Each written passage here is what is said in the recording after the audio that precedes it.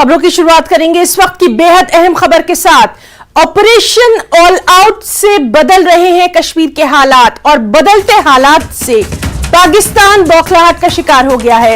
लगातार तिरंगा लहराने की तस्वीर से पाकिस्तान परेशान है, बौखलाहट का शिकार है। साहिल जी महाराज को धमकी मिली है। वीडियो कॉल पर साहिल जी महाराज को पाकिस्तान से यह धमकी मिली है। तो इस वक्त की बेहद अहम खबर कि किस तरह से ऑपरेशन ऑल आउट से कश्मीर के हालात बदल रहे हैं और वहां बदलते हालात से पाकिस्तान बौखलाहट का शिकार हो गया है।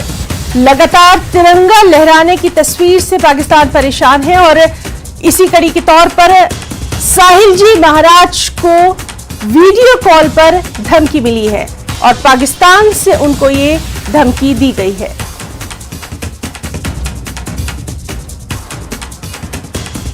याद रखना, कोई बात नहीं, इंसान नहीं बनेगा, इंसान के बच्चे बने। मैं तो तुम लोगों को भी कहूंगा, अरे भाई ये मुजाहिदों की धरती है, तुम लोग भी हम मरेंगे फिर बातें करता है, शर्म नहीं आता तुझे? भाई गाली मत निकाल, गाली मत निकाल, ठीक है, गाली मत निकाल। कौन सी मतलब छोड़ी है, विश्वास की कमी छोड़ी है आपने तुम्हारी सत्यानाश करके रखी है। एक काम करो ना आप लोग, अब हमारे बगातों को कब्जा कर रहे हैं, अब हमारे मकानों को तोड़ रहे। तुम लोग एक काम करो ना, लड़की का झंडा लेकर करता है, तुम्हारा से कम बच्चा बना हुआ है। तुम लोग भी ये हथियार डाल दो और राष्ट्र की सेवा के लिए आ जाओ। करेंगे सेवा, आपकी पक्की सेवा करेंगे इंशाअल्लाह रहमान, आपकी अच्छा सेवा करेंगे, इससे करेंगे, इससे करेंगे, इससे बड़ी लेकर आएंगे, इससे बड़ी से साथ करेंगे आपको ना।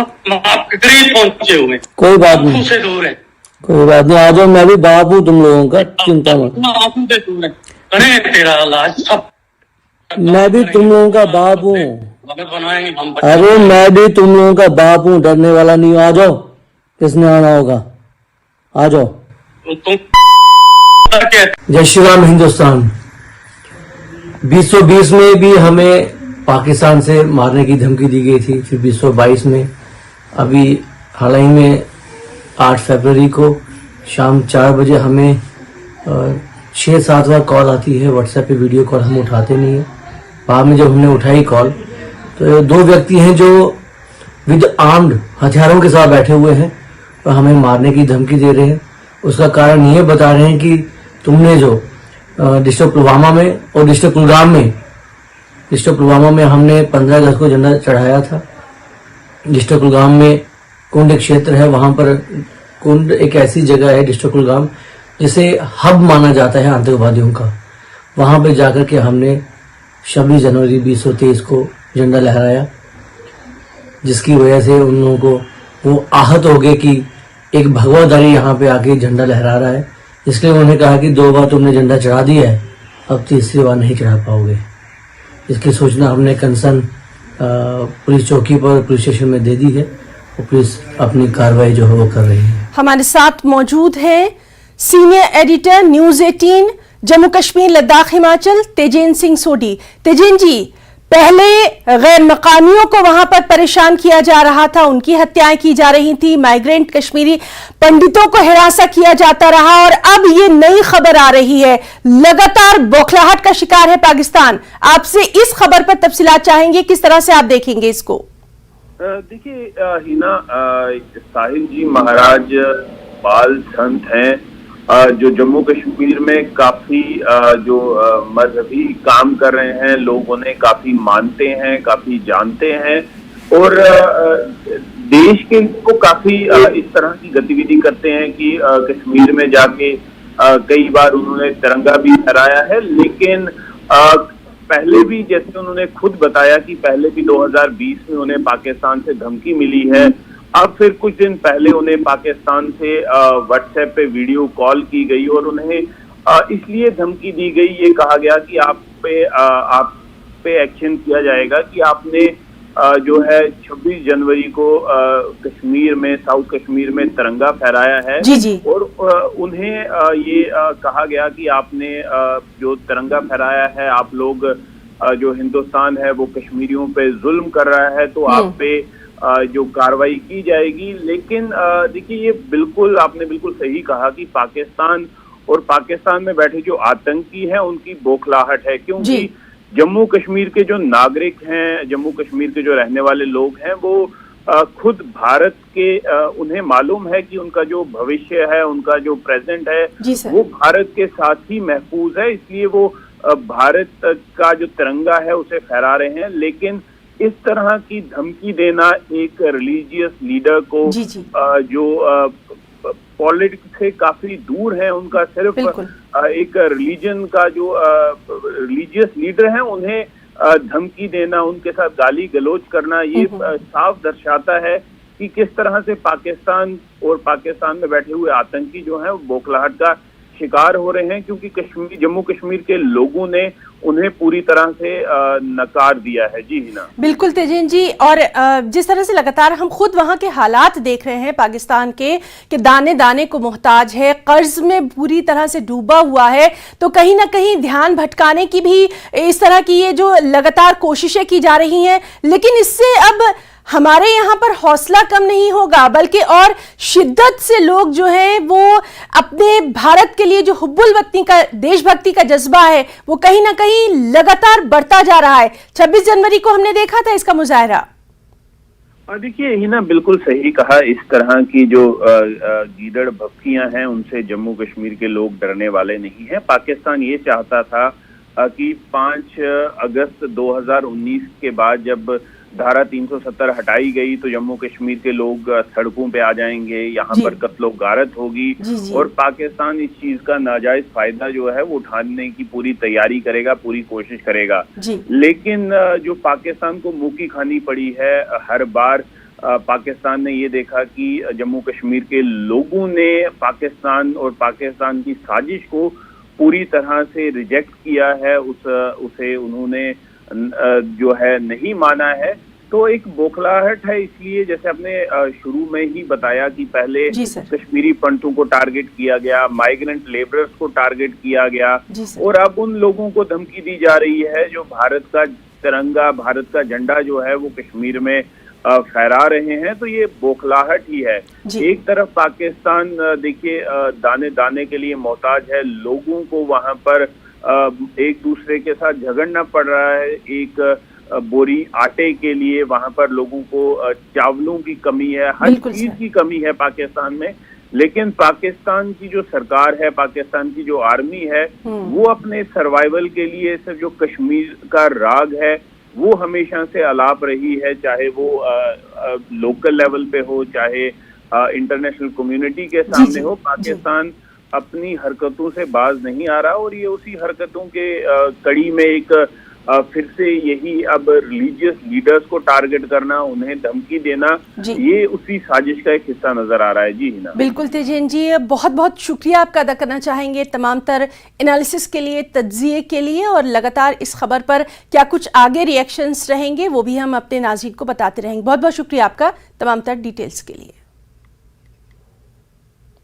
बेहद अहम खबर, सियाहती मुकाम गुलमर्ग में खेलो इंडिया विंटर गेम्स के तीसरे एडिशन के तहत जारी मुकाबलों में आज तीसरे रोज मुख्तलिफ मुकामात पर मुख्तलिफ स्नो खेल मुकाबले मुनक़िद किए जा रहे हैं, जिनमें curling, ice stock, ice hockey, ice skating, bandy वगैरह शामिल हैं। इन खेलों के तमाम मुकाबले आइस रिंग में मुनक़िद किए जाएंगे।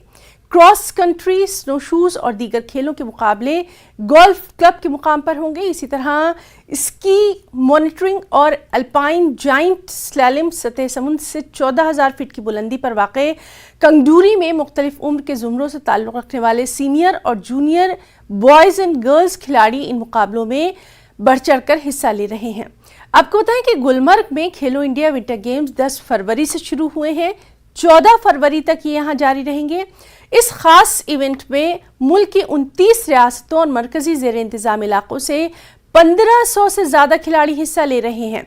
मुल्क भर से आए हुए इन खिलाड़ियों में काफ़ी जोश व खरोश देखा जा रहा है।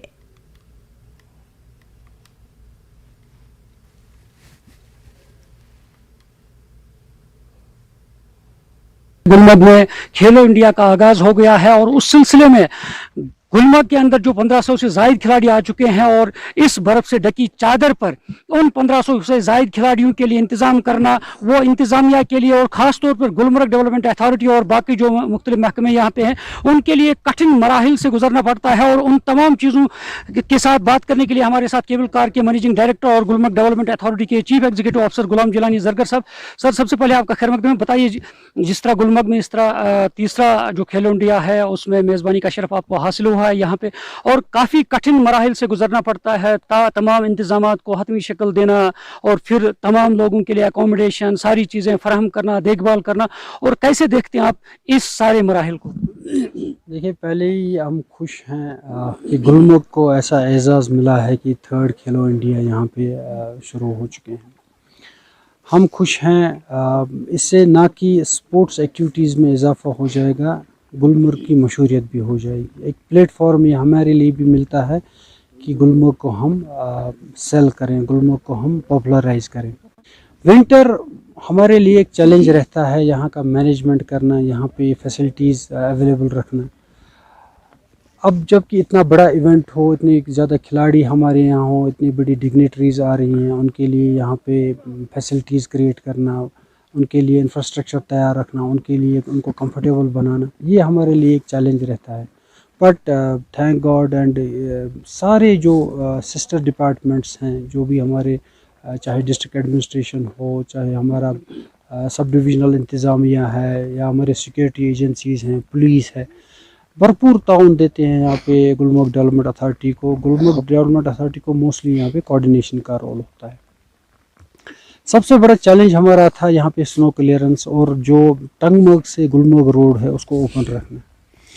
उसके लिए हमें मशीनरी लानी पड़ी। फॉर योर इंफॉर्मेशन, इस इवेंट पे हमारी 7 स्नो क्लियरेंस मशीन्स जो हैं वो यहाँ पे ऑपरेशनल होती हैं and we are very thankful to chief engineer mechanical Kashmir. उन्होंने बड़ा सपोर्ट किया हमें इसको ओपन रखने में। तो इसमें डिस्ट्रिक्ट एडमिनिस्ट्रेशन का और डिविजनल इंतज़ामिया का बहुत इम्पोर्टेंट रोल रहा। अभी जो खिलाड़ी आ चुके हैं और आपने बात कही छड़ी है कि इलेक्ट्रिसिटी के जो मामलात होते हैं या दीगर जो मामलात हैं उसमें जितने भी आज खिलाड़ी आए हैं और उनके लिए सारी चीज़ें बराबर मुअय्यन कर दी गई हैं।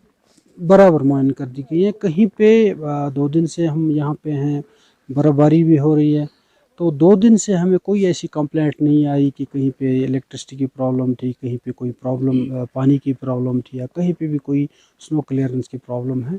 ऐसा कोई हमारी नोटिस में शिकायत नहीं आई। अभी आप टंगमर्ग से बता रहे थे कि चेन बांध कर ही गाड़ियों की इजाज़त यहाँ पे दी जा रही है गुलमर्ग आने की, और उसमें अभी भी कुछ गाड़ियाँ जो है शायद वो लेतलाल से काम ले रहे हैं। देखिए, जो कोई भी यहाँ की इंस्ट्रक्शन या गवर्नमेंट की कोई भी इंस्ट्रक्शन होती है उसको हम कहते हैं कि पब्लिक गुड के लिए।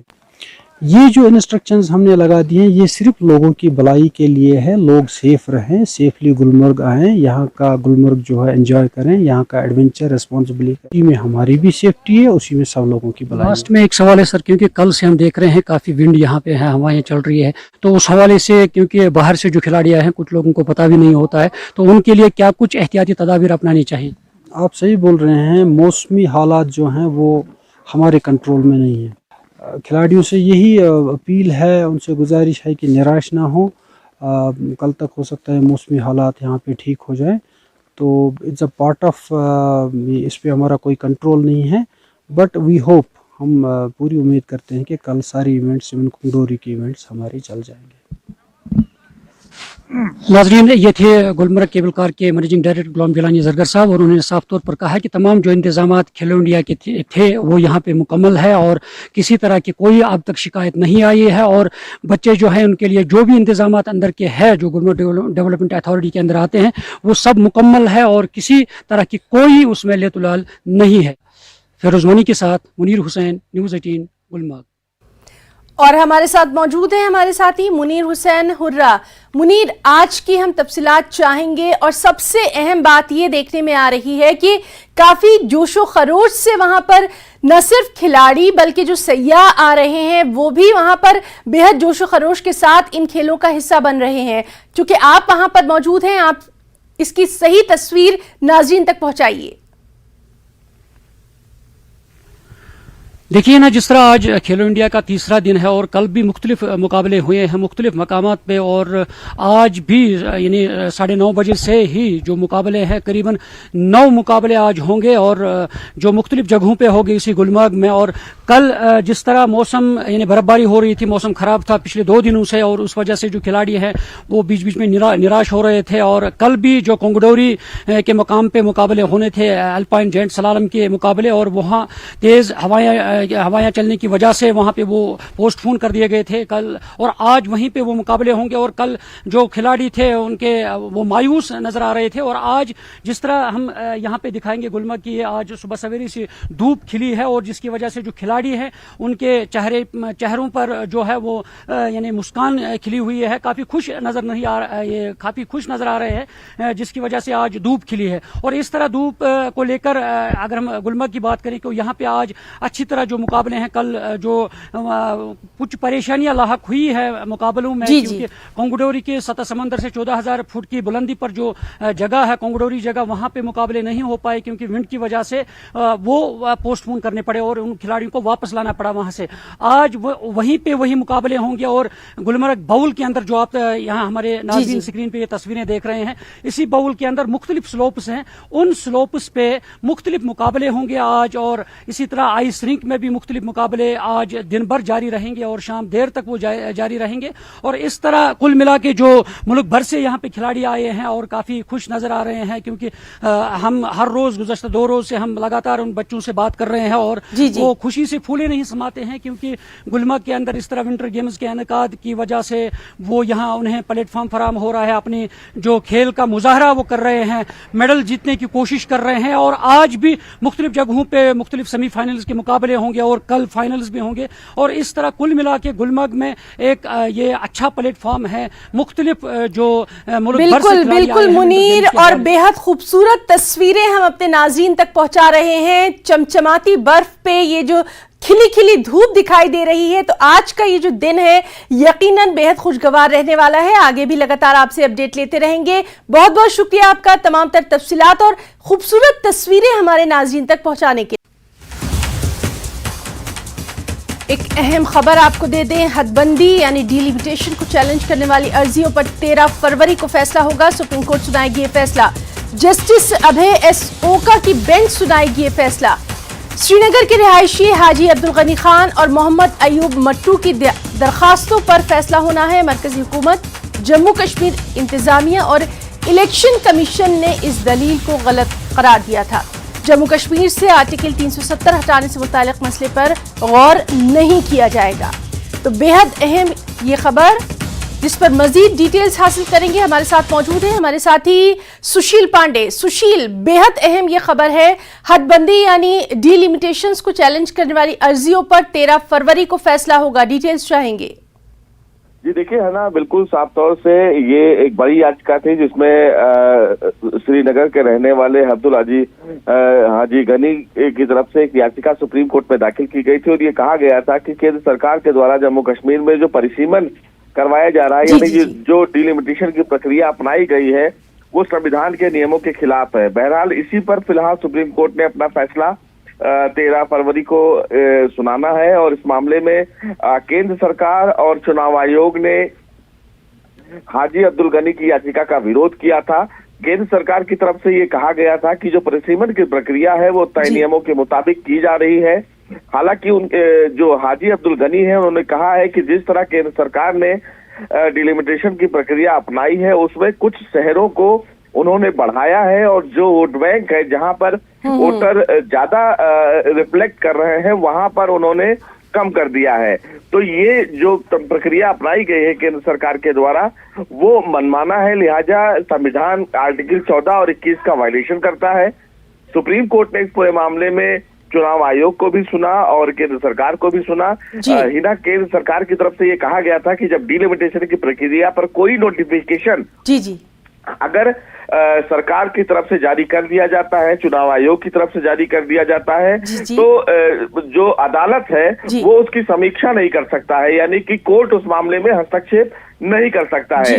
हाजी अब्दुल गनी की तरफ से ये कहा गया था कि ये आम आदमी का अधिकार है, क्योंकि वहां पर बहुत ज्यादा लोग रह रहे हैं। ऐसे में अगर उनके अधिकारों को वायलेट किया जाएगा तो निश्चित रूप से वो कोर्ट का दरवाजा खटखटा सकते हैं। अब ऐसे में देखना बेहद अहम होगा कि जब 13 फरवरी को जस्टिस संजय किशन कौल और जस्टिस अभय ओका की बेंच इस पूरे मामले में अपना फैसला सुनाएगी, तो जो फिलहाल डिलिमिटेशन की प्रक्रिया को चैलेंज किया गया है उसको सही मानती है, या फिर केंद्र सरकार जो दलील दे रही है हिना कि वो तय नियमों के आधार पर ही डिलिमिटेशन की प्रक्रिया जम्मू कश्मीर में अपनाई है, उसको सही मानता है। बिल्कुल सुशील, इस अहम खबर पर लगातार आगे भी आपसे अपडेट लेते रहेंगे और बहरहाल 13 फरवरी का दिन बेहद अहम माना जा रहा है। परिसीमन की बात को लेकर बहुत बहुत शुक्रिया सुशील पांडे तमाम तफसीलात के लिए। अगले 24 घंटे में जम्मू डिवीजन में मौसम खुश्क रहेगा। वादी में 24 घंटे में बारिश और बर्फबारी हो सकती है। महकमा मौसमियात की पेशगोई के मुताबिक आइंदा 5 दिनों तक मौसम खुश्क रहेगा। हमारे साथ मौजूद हैं हमारे नुमाइंदे रईस मागरे। रईस, इस वक्त वहां पर मौसम का क्या कुछ हाल है?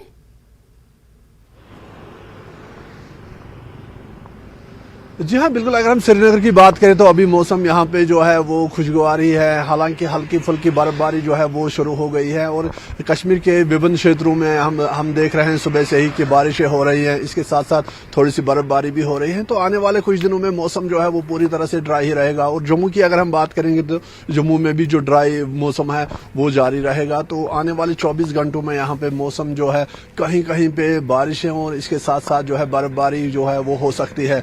अगर हम श्रीनगर जम्मू राष्ट्रीय राजमार्ग की बात करें तो उसको ट्रैफिक के लिए थ्रू कर दिया गया है। वहीं जो मगर रोड है वो अभी भी बंद है। फिलहाल लोगों से ये कहा गया है कि जो एवलांच प्रोन एरियाज है वहां पे वो ना जाएं और ट्रैवल करने से पहले वो ट्रैवल एडवाइजरी जो है वो हासिल करें ताकि उन्हें रास्ते में कोई दिक्कत ना हो। फिलहाल अगर हम श्रीनगर की बात करें तो यहाँ पे भी जो है आने वाले 24 घंटों में प्रिडिक्शन की गई है महकमे मौसमियात की तरफ से कि यहाँ पे भी जो है वो बारिशों के साथ साथ हल्की फुल्की बर्फबारी हो सकती है। जी है ना।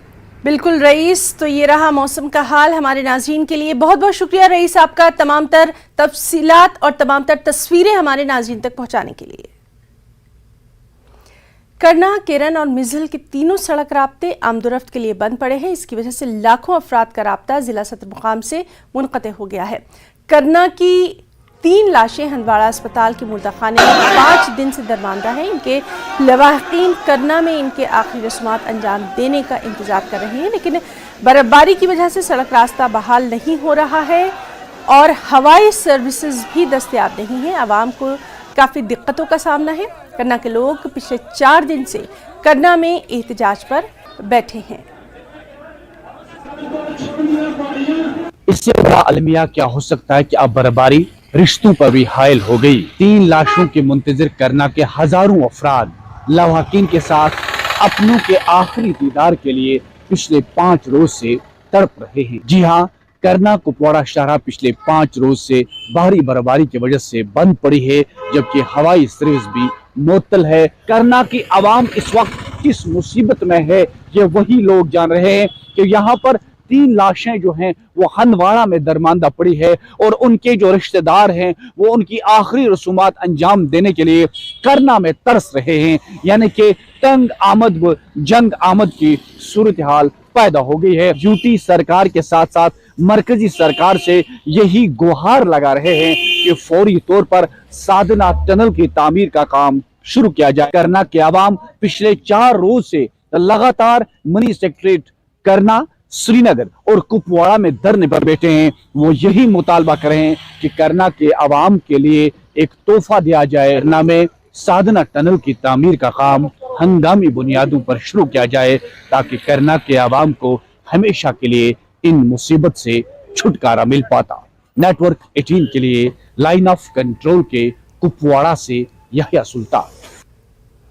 तिब्बी कारकुनों में बुनियादी महारत को बढ़ाने और मरकजी हुकूमत की पहल एनीमिया मुक्त भारत को कामयाब बनाने के लिए डिस्ट्रिक्ट हेल्थ सोसाइटी डोडा ने आसर में एक खास प्रोग्राम का इनेकाद किया। प्रोग्राम की सदारत CMO डोडा डॉक्टर अब्दुल हमीद जरगर ने की। इस प्रोग्राम का मकसद खून की कमी यानी एनीमिया से निपटने के लिए मौजूदा मैकेनिज्म को मजबूत करना और नई हिकमत अमली को फरोग देना रहा।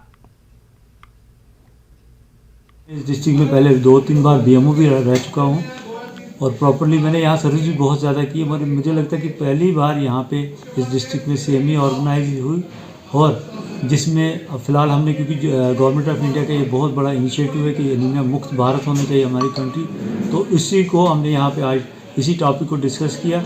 मेरे हिसाब से पहली CME थी, और मैं कोशिश करूँगा कि फर्दर जितनी भी हमारे ब्लॉग्स आते हैं डिस्ट्रिक्ट डोडा में, तो मैं कोशिश करूँगा कि अलग अलग टॉपिक्स पे हम ये CMEs करें और अपने स्टाफ को प्रॉपरली हम अवेयर करें और उनको प्रॉपरली हम स्किलफुल बनाएं, कि ताकि वो कोई भी हेल्थ केयर जो भी हमारा इस डिस्ट्रिक्ट में ज़रूरत है, या जो भी नर्सिंग केयर है, हेल्थ केयर है, तो हम प्रॉपरली वो हर अपने एम्प्लॉय को कोशिश करें कि वो प्रॉपरली हमारी जो पब्लिक है यहाँ की उन तक पहुँचाएँ। तो गुड मॉर्निंग कश्मीर में आज के लिए फिलहाल इतना ही, इजाजत दीजिए, आदाब।